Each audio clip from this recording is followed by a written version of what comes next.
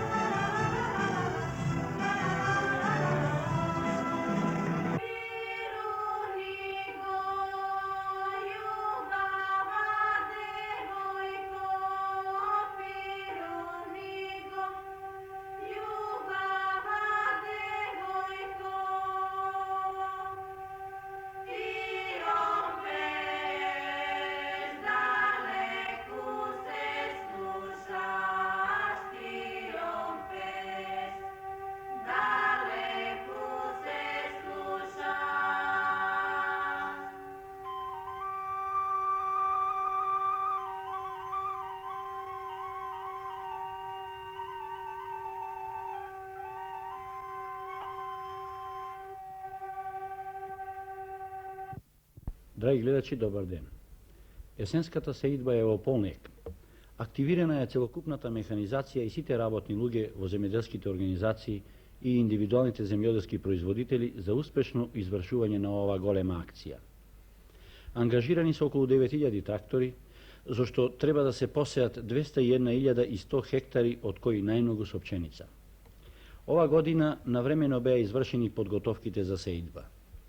Стручната служба за унапредување на индивидуалното земјоделство одигра значителна улога за успешно извршување на есенската сеидба, особено во индивидуалниот сектор, каде е и поголемиот дел на површините. Овде несомнено се кријат и најголемите резерви во зголемување на производството на храна. Покрај сеидбените работи во овој период привршува и прибирањето на повеќето земјоделски култури. За некои од нив подготвивме и филмски прилози.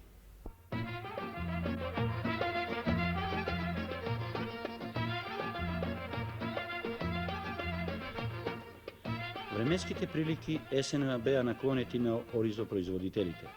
Се вршат и последните снопи ориз во Кочанско. Се поретко се слушат низ полето, низ оризиштата, силните машини на комбајните.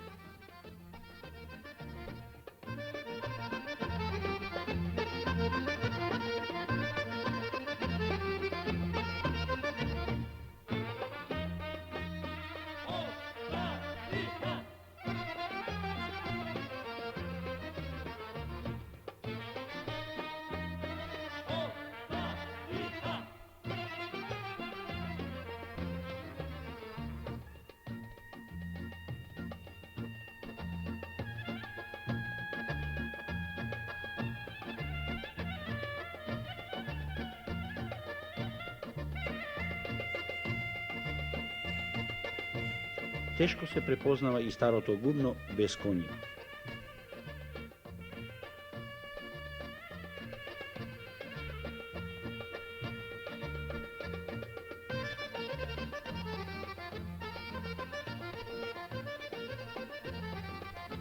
Во чест на денот на ослободувањето на Кочани и крајот на жетвените работи на ориз, стручната служба за унапредување на индивидуалното земјоделство од Кочани организира традиционална земјоделска изложба за постигнатото во оризовото производство.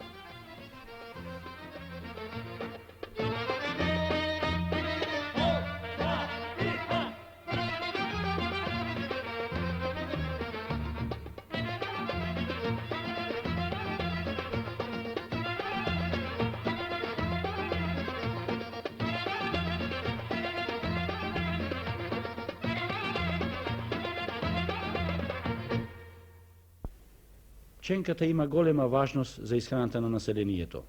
Таа представува многу важна компонента во исхраната на добитокот и живината, особено на оние што служат за добивање на месо и јајца. Пченката се употребува и за исхраната на човекот, како и за индустријска преработка. И покрај ваквите сознанија, таа кај нас се сее само на околу 55.000 хектари. Просечните приноси се движат од 950 до 3150 кг по хектар, зависно од производното подрачје. Можности за зголемено производство на ова високодоходна и многукратно корисна култура кај нас постојат. додека во другите социјалистички републики и покрајни високородните хибридни линии сорти пченка се застапени и над 95%, кај нас се уште тие покриваат само 8 до 10% од спомнатата површина што се сее со пченка. Предностите на хибридите над домашните сорти се многу големи и уверливи. Тие дават приноси поголеми и над 800% повеќе од како домашните сорти. Меѓутоа, загубата што ја трпи нашето стопанство од недовербата кон ново од страна на поголем број земјоделци е многу голема. Ние одиме на една стандардна производња од околу 100 до 120 хектари секоја година за нашите потреби, во главном за сточарската фарма, а исто така нешто издвојуваме и за продажба на индивидуалните производители на овој терен, на општината Струга и на општината Охрид, преко Жито Македонија или пак индивидуално доваѓаат, купуваат за снабдување на нивниот добиток со сточна храна. Какви резултати сте постигнале досега со хибридна пченка? Па видите, порано ние уште од почеток почнавме со хибридна пченка на нашите површини и скоро сите хибриди ги имаме испробано на овој терен во однос на зрелоста, во однос на приносите и така натаму. И Сега кои хибриди ги имате најзастапени? па сега во главном одиме еве на овој хибрид кој го гледате, овој е Земун полје 448, кој кај нас се покажа како еден од постандардните хибриди во однос на зрелоста на ова подрачје. А исто така сме одени и со други хибриди, СК1, СК6, СК4, меѓутоа тие малку се покасно стасни и подобри резултати даваат во околината каде што се посушни реони, меѓутоа овдека за овде значи овој хибрид се покажа како најстандарден и најдобро созрева. Познато е дека и во подрачјето и во индивидуалниот сектор хибридното семе е многу застапено. Секако вие имате голема заслуга за тоа. Точно е тоа, кога индивидуалните производители од овој реон увидоа на тие приноси кои ние ги добивавме, се заинтересира, а тоа доста помогна и една акција која се спроведе како наградна акција за подобрите производители на пченка, на хибридна пченка, и сега веќе таа се проширува се повеќе и повеќе на овој реон. Оваа година имаше уште поголеми површини застапени и резултатите се на лице се гледаа, значи се покажа дека хибридната пченка дава далеку подобри резултати од домашните сорти. Како тоа на голема површина над 120 хектари, а рачно ја собирате? Зашто? Кои се мотивите за ваквото? Па видите, од една страна во главном ние земаме индивидуалните производители пројавуваат интерес за користење на пченковицата за исхрана на добитокот и така сакаме и во тој однос да им помогнеме чисто во снабдувањето со сточна храна. Индивидуалните производители доваѓаат, вршат сечење на пченката и лупење на пченката. Ние ја креваме пченката, тие пченковицата и така се врши бербата на. Значи практично и корисно и вас ви е поевтино, и нас ни е поевтино, а исто така корисно и за индивидуалните производители кои вршат снабдување на добитокот со оваа сточна храна. Дали почнавте подготовка на површини за нови површини со хибридна пченка? Па секако веднаш по завршувањето на жетвата со пшеница и берба на пченкава се врши орање, ѓубрење со основни ѓубрива и се врши припрема за наредната година за нова култура. Каков плодоред имате? Интересно е дека вие одите на пченица со пченка. Какви се вашите искуства? Па точно е тоа да резултатите се далеку поголеми ако се застапува плодоредот онака како треба. Ние оваа година имавме одлични резултати на пшеницата која беше засеана на пченка. Имавме 5.500 килограми принос пшеница на површините кои беа под пченка, додека на останалите имавме послаби приноси. Како ова година? Следнава? Па и нареднава година исто така планираме да одиме на оние површини кои се под пченка, исто така да одиме под пшеница. Какви приноси по хектар остварувате од оваа хибридна пченка? Па видите, во главном ние од ова која ја имаме оваа година, Земун полје 448, остваруваме просечни приноси од 6 до 7.000 килограми во зрно. Хибридната пченка во горнополошкото поле започна да се шири во последниве неколку години, поточно во последниве 3 години.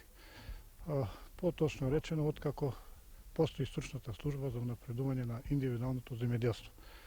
Ова година можам слободно да речам дека хибридната пченка доби едно свое признање во нашето поле, така да од ден на ден производителите на хибридна пченка ги сеат своите површини со овие сорти, бидејќи истите знаеме дека се многу по-високо приносни и даваат многу поголем ефект во земјоделството. Кој количество семе ова пролет вие дадовте на индивидуалните? Ова година ние преку стручната служба по пад на субвенционирање распределиме околу 15.000 килограми хибридна пченка од разни хибриди, а најголем интерес постоеше за хибридот СК1, СК3, 4 и 6. Тоа е всушност овај овде.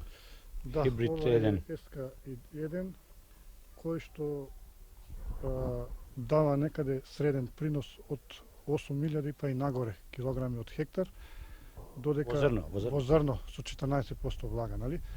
А знаеме дека домашните сорти негде даваат најмногу до 4.000 килограма. Овде во истото подрачје. Да.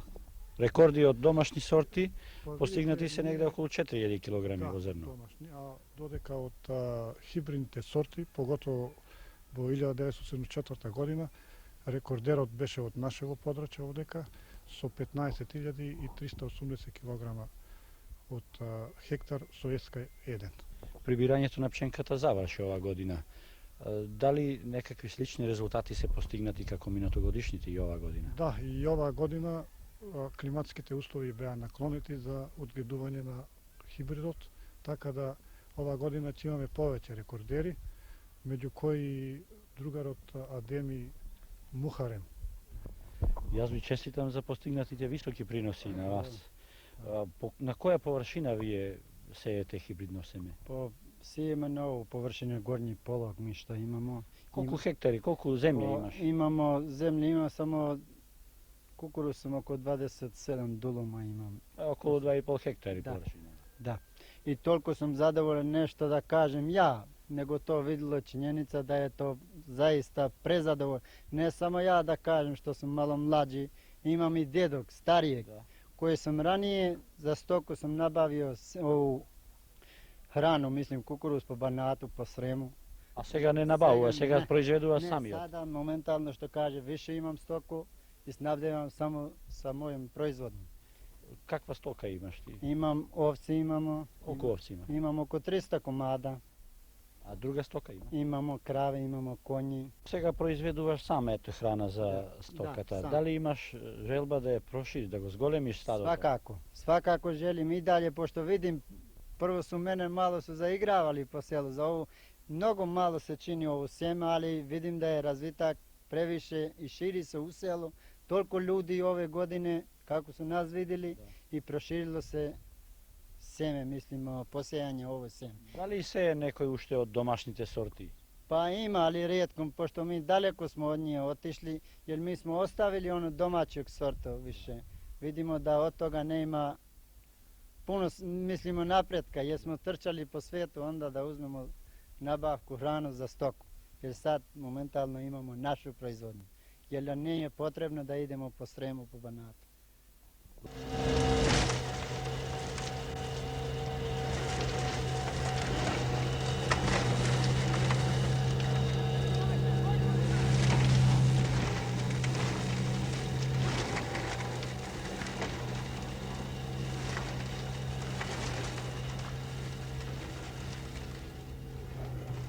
Интензификацијата на сточарството тесно е поврзана со обезбедувањето соодветна крмна база за исхрана на добитокот.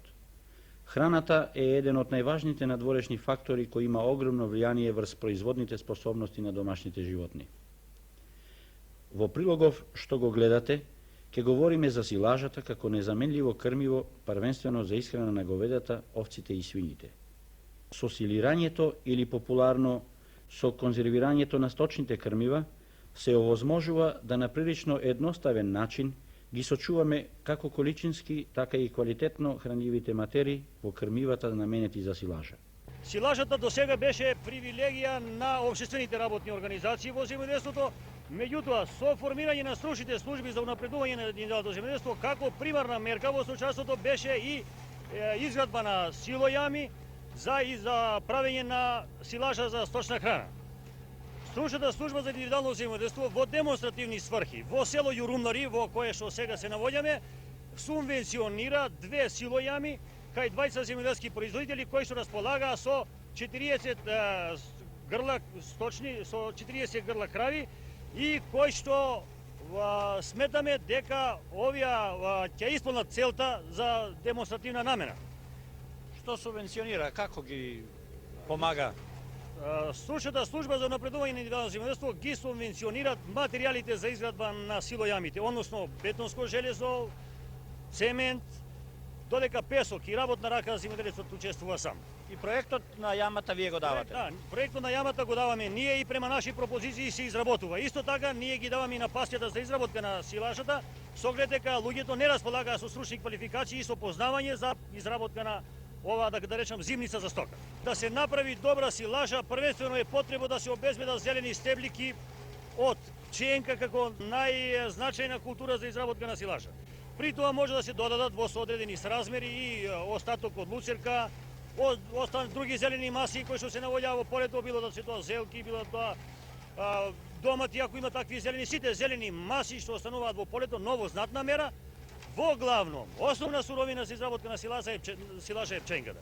Тука ние користиме пченка со клипови во зелена маса, која што е одгледувана како втора култура на поле и остатоци од пченка за зрно. Тоа се пченкови стеблики, кои што се делимично суви, меѓутоа врло значајни и корисни, помешани заедно со зелената силажа. Во силажата ставаме и сол, кај што зголемуваме технолошките процеси, односно процесот на стварање на таа млечна киселина и ги активираме бактериите за што побрзо стварање. Покрај тоа користиме како можеби малце примитивно, меѓутоа секако корисно користиме трактор за набивање, бидејќи многу е значајно да е масата за правење на силажа многу набиена, многу стегната, да е многу чврсто стегната честиците меѓу себе, на тој начин се зголемува анаеробната активност на бактериите внатре и се добива поголема количина млечна киселина, а која што е значајна како храна и како квалитет на силажата.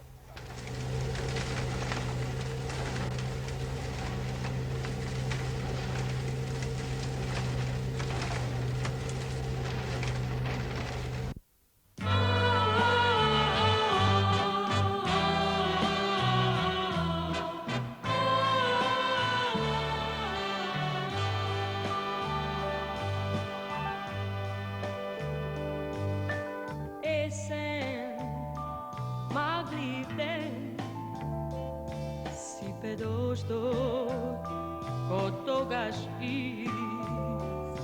носи тага од оној ден, кине в душа лист по лист.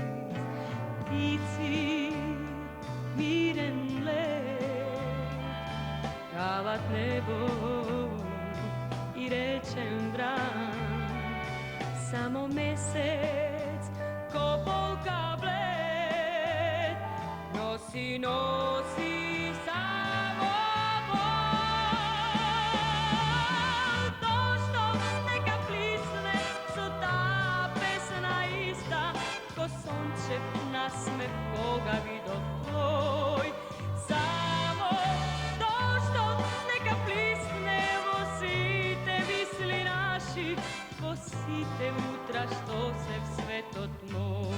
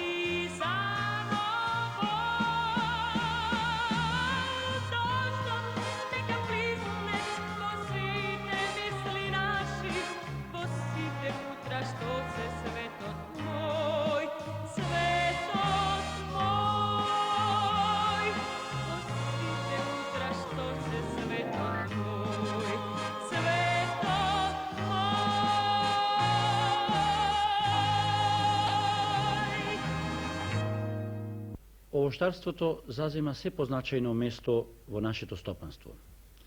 Од година на година се потврдува оправданоста на вложувањата што се вршени за подигање на овошни насади. Високите приноси и одличниот квалитет што се добиват особено од јаболка ја потврдува оваа констатација.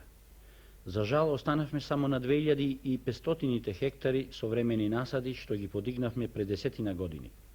Еден од нив е и насадот на земјоделскиот комбинат Тетово што го гледате на филмот. Неколку години поред не е подигнат ни еден поголем овоштен насад и покрај многуте барања проекти што чекат средства од Стопанската банка. Зачудува малиот интерес на другите деловни банки кај нас за финансирање на ова доходна стопанска гранка. По жител во нашава република многу малку трошиме овошје, особено јаболка 38 килограми, и се наоѓаме на дното од скалата во споредба со другите европски земји. Например, Западна Германија, иако не е производител, на жител се паѓа повеќе од 90 килограми. Приносите што се остварија можат да бидат задоволни со обзир да на времето и временските услови што не пратеа во оваа година, а и приносот варијабилно, значи се остваре она што беше планирано. Мислите на сушата?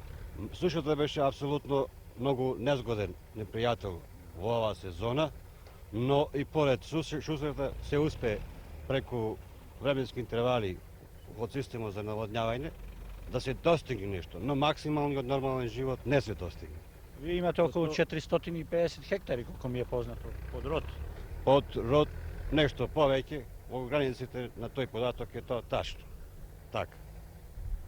Приноси што се очекуваат, во главном зависи од староста на насадите. Имаме каде што се добива 4,5 вагони, 3 вагони и некај 2,5 вагони, во просек од 3 вагони од хектар ќе биде просечниот принос. Сразу. Вашето јаболко го прибирате во ладилникот? Практично целокупното јаболко во ладилникот не може да се смести, пошто располагаме со два ладилника. Едниот од 850 тона, односно вагона, а другиот 100, што значи за 950 вагона. Остатокот се испоручува сега во пробна исправка, некаде 300 вагона, што значи количината на јаболкото ќе биде сместена некаде на 800 вагона, остатокот ќе се пробно продаде. А дали ќе приберете нешто од индивидуалните производители? То практично се превземат мерки за да се нешто приберите. И нас во комбинатот работат и деловна единица кооперација. Значи преку деловниот круг на кооперацијата се планира да се нешто откупи.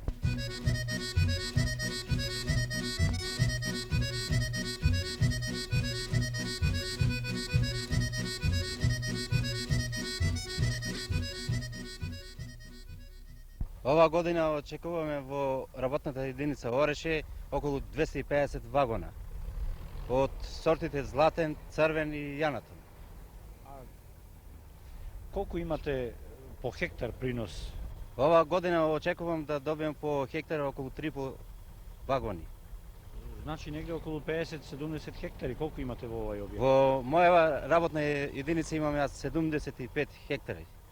Денеска завршивте со бербата? Денеска е последен ден, мислам до 2 сата да завршиме со бербата на јаболка. Другар Поповски, бербата на јаболката е при крај.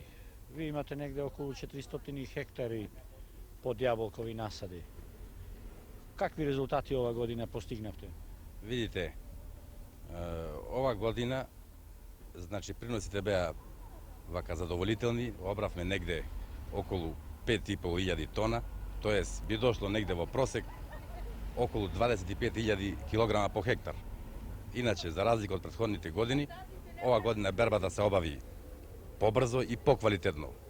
Можда е причината тоа што ова година воведовме една новина, така да речем, работа на норма, со тоа што луѓето, работниците беа позаинтересирани, значи учинок поголем имаше и се исплаќаше на норма. Ние претходните години се плашевме ради тоа не воведувавме норма, ради квалитетот, али тоа не било причина, значи и квалитетот и квантитетот оваа година се покажа да стварно се добри.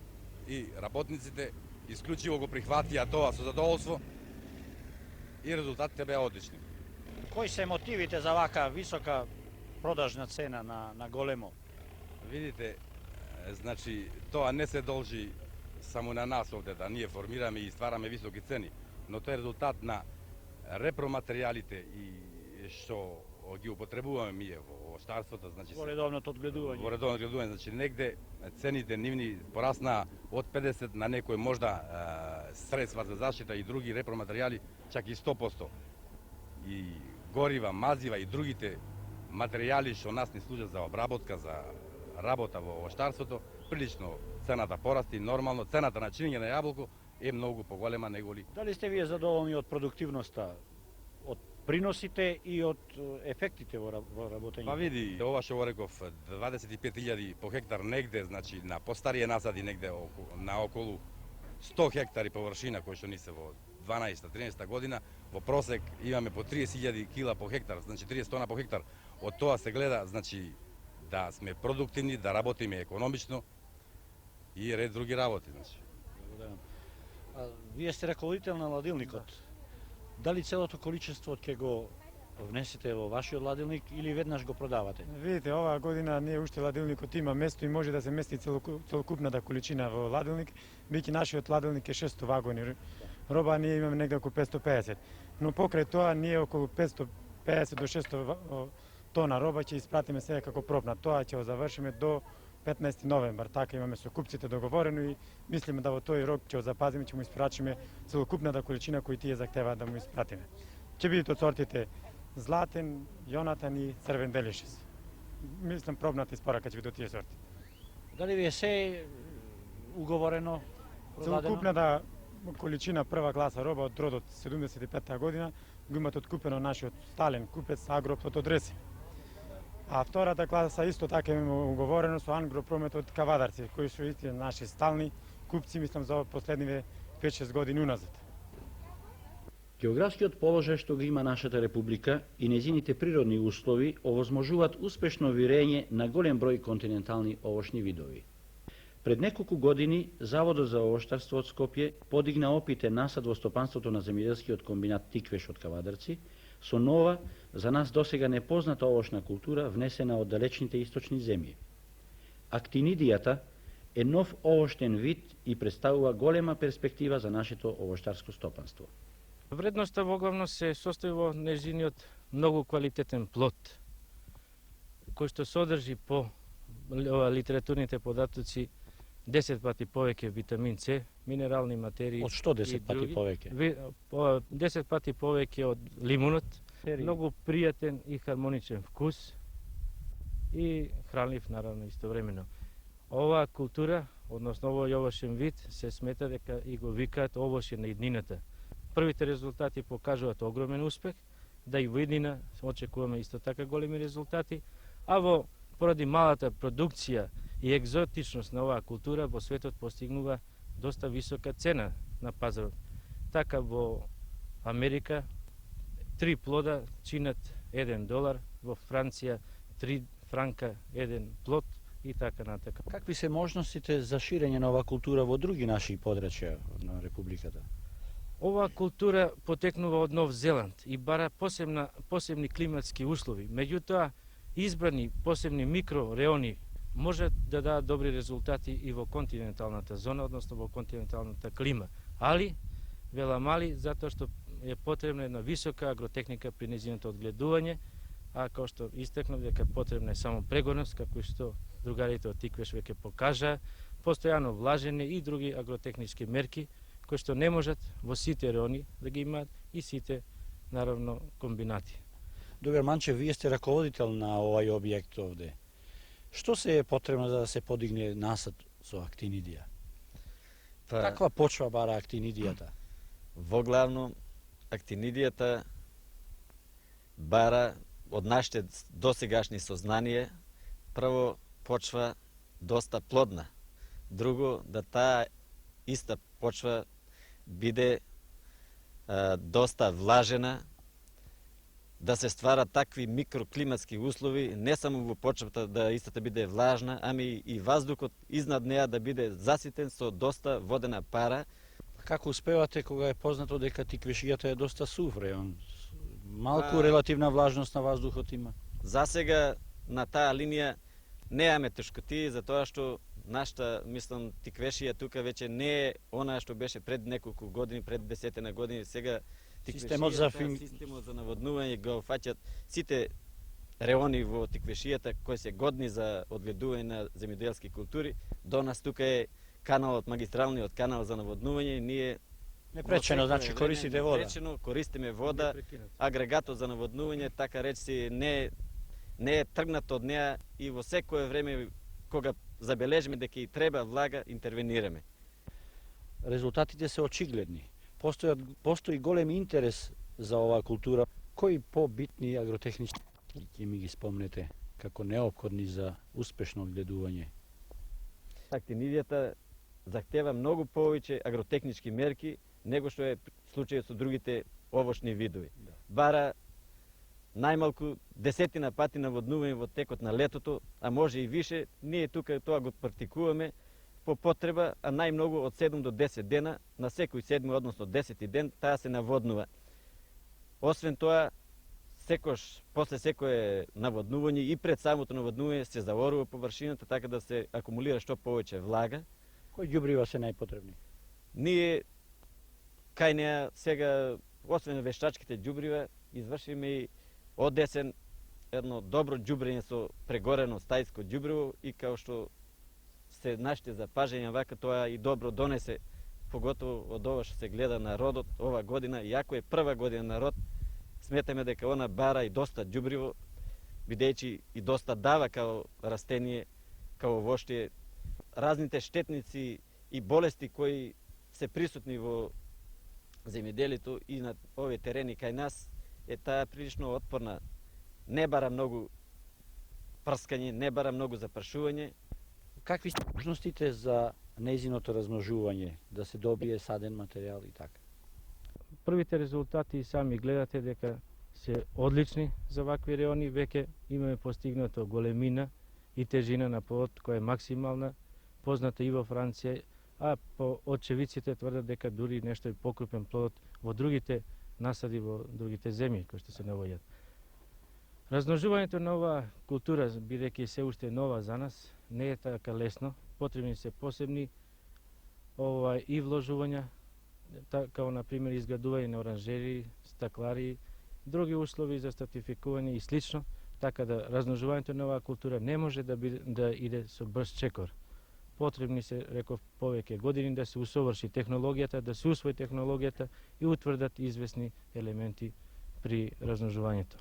На заедничката седница на председателството на културно-просветната заедница на Македонија и Републичкиот одбор за следење на културната акција на село, која се одржа во Скопје на 17 минатиот месец, беа разгледани резултатите и непосредните задачи на културно-просветната заедница на Македонија, Републичкиот одбор и општинските организации во натамошното осмислување и продолжување на културната акција на село. Традиционалните форми на животот, неповолната структура на селото, малиот број на културни и други институции се тешкоти со кои се сретнуваат напорите за културно дејствување на село. Кои позабележливи резултати се постигнати во изминатава едногодишна културна акција на село? Како што е познато, последниве денови културно-просветната заедница во Македонија изврши анализа на изминатата едногодишна културна акција на село. Оваа анализа покажа дека едногодишната акција беше сосем на место основана како една актуелна потреба за изградбата на културата на селото. Едногодишната акција даде многу забележливи резултати. Таа општо земено доведе до една општа раздвиженост на селото, опфаќајќи во активноста преку 800 селски населби и во нив голем број на активисти, опфаќајќи истовремено и разни области на културната активност, како што се големото подрачје на образованието и просветата и културата со културни, забавни, спортски и други дејности. Во оваа акција беа опфатени дури и комуналните и други материјални предпоставки за култура на селото. Така, например, беа опфатени елементи на здравствена и општа култура на селото, проблемот на електрификацијата на селото, проблемот на поврзување, кои се и израз на елементарна култура на човека и предпоставка за полесен и масовен продир на културата во селото. Во тој поглед многу големи резултати на сите подрачја се забележаја. На планот на непосредна култура, општо земено за почеток се постигнаа многу забележливи резултати. Во поглед на проблемот на простор, кој е важна предпоставка за секаква општествена и културна активност, во многу општини се презеде проблемот на решавање на постојниот простор, на задружните и слични домови, како и изградба и приспособување на нови домови. На тој начин, околу 120 објекти во оваа година се приведени во употреба или се во подготвување на употребата. Голем број на членови се опфатени во разни образовни дејности во кои што учествуваат и институциите, како библиотеки, народни работечки универзитети, културни центри, организации на здружениот труд, разни стручни здруженија на земјоделци, агрономи, лекари и други. Потоа на културно-забавната, музичка, сценска и друга дејност, исто така се постигна значајни резултати. Приближно можеме да речеме околу 1000 разни активности на тој план се остварени. И затоа можеме да бидеме задоволни, макар што ова едногодишна акција показа потреба од долгогодишни напори за изградбата на селото, на културното подрачје, а исто така отвори низа проблеми од материјален, организационен, кадровски и друг карактер. Така што оваа година беше на еден начин отпочнување на активноста и истовремено подготовка за идна систематска активност на селото.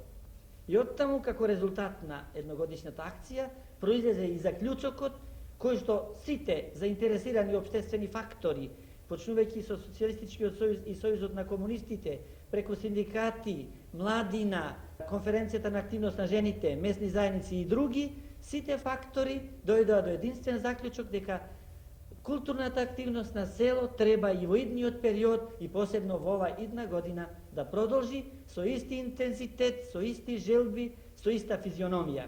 И затоа на недавната конференција во Републичката културно-просветна заедница се донесе единствен заклучок дека од 1 новември треба да отпочне новата активност во новата година на планот на културата. Ако сите општествени фактори се ангажираат, како и во оваа година, и уште подобро и посистематски, можеме да се надеваме дека во идната година ќе постигнеме знатно пополни, поопфатни, позрели, поквалитетни и поцелосни резултати. Во рамките на културната акција на село, на 25 и 26 минати од месец во Чешиново, Кочанско, се одржа по трет пат традиционалната манифестација избор на најубава носија од Источна Македонија, во која учествуваа 30 девојки и момчиња во најубави носи од овој дел на Македонија. Воедно многу успешно настапија и играорци и свирачи на народни инструменти од овој крај. Со каква цел ја организирате вие ваквата манифестација? Оваа манифестација за избор на народна носија од источниот крај на Македонија веќе по трет пат ја организираме овде во нашето село и таа е традиционална. Она се организира со цел да се истакне народната носија овде во нашиот крај кој изразито обилува со богат фолклор, да се вклучиме во едногодишната културна акција за село и точно на самиот почеток на акцијата овогодишна. Да, и на таков начин да го забрзаме културниот развиток овде во нашето подрачје, на која делува нашата овде организација, а воедно и на целата Источна Македонија, источниот дел на Македонија. Таква манифестација организира прошлите 2 години во Прилепското село Кривогаштани. Мислам дека и таму ќе настави таа акција и ќе стане традиционална, па така можда во иднина се носиме со идеја да од двете избори од источна и од западна, така да наследи и една централна носија на Македонија. Со кого сега организирате ова вие во заедница? Годинава и ланската година се вклучи во организацијата и самоуправната интересна заедница за култура од Кочани и таа е заеднички покровител со нашата основна организација на Сдружениот труд за кооперација на индивидуалните земјоделски производители. И мислам дека со тоа ќе ги оживотвориме и мислите на големиот наш револуционер и великан Гоце Делчев, во која вели дека светот го разбирам единствено како поле за надпревар во културен и спортски развиток.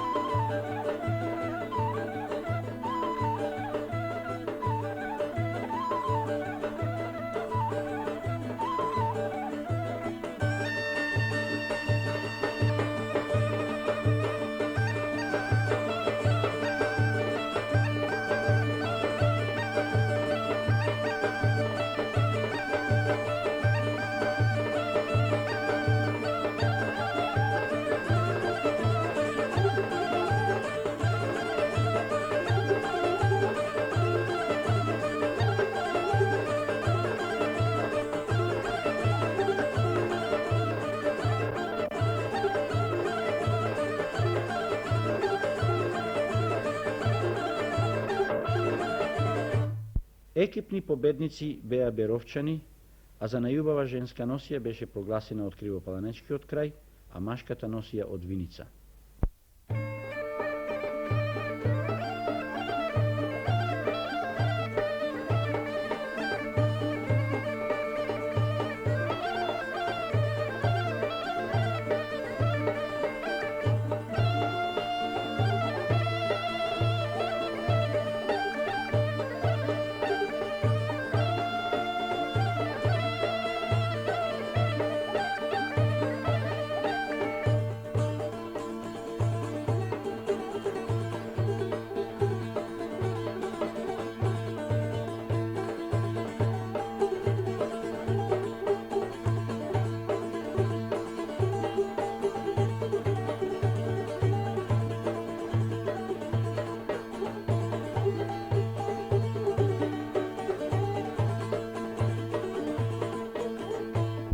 Александар Сарев е познат интерпретатор на народни песни.